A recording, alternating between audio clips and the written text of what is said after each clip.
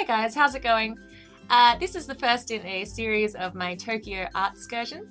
If you didn't know, I've managed to con two of my friends into coming with me to Tokyo. One of them is CJ, who is also an artist, and the other is Casey, who's one of my best friends.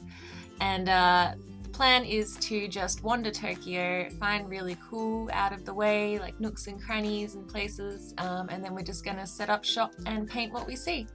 I don't think Casey's gonna be painting, but CJ will be. And the plan is to take you guys with us as much as possible. So I figured the first thing I would do is show you the bag that I customized in order to carry all of my art supplies with me. So here's the laptop bag. It's got a couple of stickers on it from Australian artist Cherry Ree, I think is how you pronounce it, on Instagram. I got them from her when I bought some prints at a convention earlier this year, and I thought they were so cute that I popped them on the bag. Feel free to check out her work, she's amazing. And this is what the inside looks like now. You can see where I've added some stuff, but I'm going to start with the stuff I added to the outside. So up the top here, I've added some clips with straps. This is to hold a fold-up fisherman's stool while I'm walking, so it's easy for me to carry. Both CJ and I are bringing these with us because we're hoping most places will have somewhere for us to sit, but if not, we have these stools with us and we can sit at whatever vantage point is best for what we want to paint. And on the inside now, down the bottom here, I have a strip of elastic which I've stitched in sections to make loops. This is quite typical of what you would find in a pencil wrap. I had to stitch it by hand because obviously the bag was already put together. Normally I would use a sewing machine, but I had to make sure that I could still get something in the back here. And I've done the same up the top here with another piece of elastic. I've made 4 loops here for my travel paintbrushes, and I've just made sure that I haven't gone through the back so I can use that pocket as well. And up the top here on the sides, I've stitched 2 straps with hooks at the bottom, and those can attach to 2 D-rings which I've stitched to the bottom on the sides.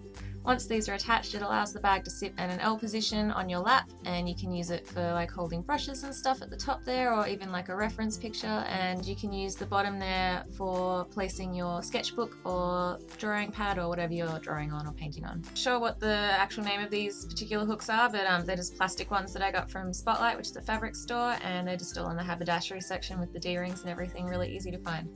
And up the top here on the other side, I have 2 large D-rings. These are to attach my little octopus tripod for my phone. And in theory, I should be able to record what I'm painting for you guys for videos. So that's it for the alterations to the bag. Now I'm going to start adding the art supplies that I plan on taking with me. These are my multi-liners and fine liners. I'm quite obsessed with having lots of different colours for my outlines, so it's going to be a little bit difficult for me to pick the colours I want to bring with me, but I got there in the end. And I'm also packing some of my favourite sketching pencils. These are Pilot Colour Enyo 0.7 leads. I prefer to use colours instead of a grey lead because I find that grey lead tends to mix with your paints and your markers, and it just sort of makes everything muddy and gross.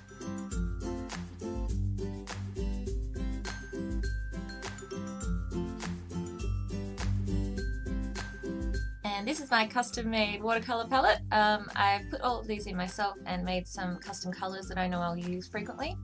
I had planned to put it in the top here, but when I put it in I realised that it was kind of moving around and I didn't really want it to, especially if I was going to be walking around with this bag. I didn't want everything like banging around inside of it. So I stopped recording for a second and stitched in an extra piece of elastic just to hold it nice and steady, and that worked quite well. Next I pop in my Copic swatch book. This is just a small version of my cheat sheet. It just shows me what colours I do already have. I don't want to double up on anything, and I kind of plan on buying a fair bit of Copic while I'm over there. And these are my Escoda travel brushes. I'm really excited to give these a try. They're brand new and I'm going to hopefully do a little bit of a review on them. The gold one is completely sable, and the silver ones are, I believe, either a half sable, half imitation, or just completely imitation sable. I got the smallest one in the complete sable because that holds a point much more easily, and that's important for your smaller brushes. And I'm taking a single watercolour sketchbook with me. This is a Strathmore brand that's quite good quality. I haven't used their watercolour paper before though, so I'm excited to see how that goes as well. It feels really, really nice to the touch though. Next I'm popping in my trusty kneadable eraser, which I can't do without. And I'm also bringing a travel-sized iron oxide medium. This is really good for creating textures, and it has kind of like a glitter to it, and you can mix it with paint or you can put it under or over paint, and I'm just kind of thinking it might be fun to add some of that to these artworks that I'm going to be doing. I also realized I couldn't do without my Copic markers, so I decided to bring a selection of them with me.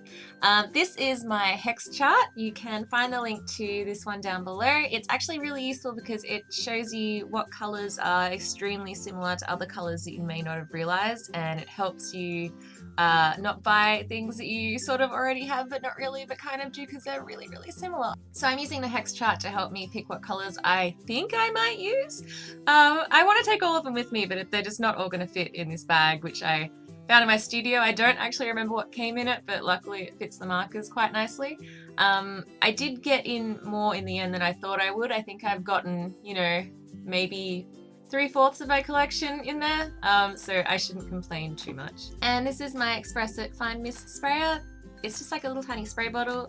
It's travel size, super useful. This one has my Colourless Blender ink in it, which I use to create textures and stuff with my Copics. I'm also going to be bringing a second one of these with water in it for my watercolours.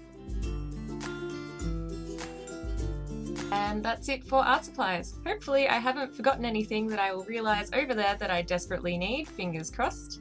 And now it's the moment of truth to see if this fold-up stool actually sits in the clips like I'm hoping it will. Yay, it works! That's perfect actually.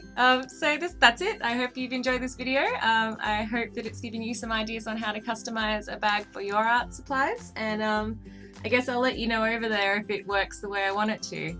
Thanks so much for watching. You can find more of my videos on my channel. If you like those, please feel free to subscribe. I'd love to have you here, and definitely to take you on this journey of the Tokyo art excursion.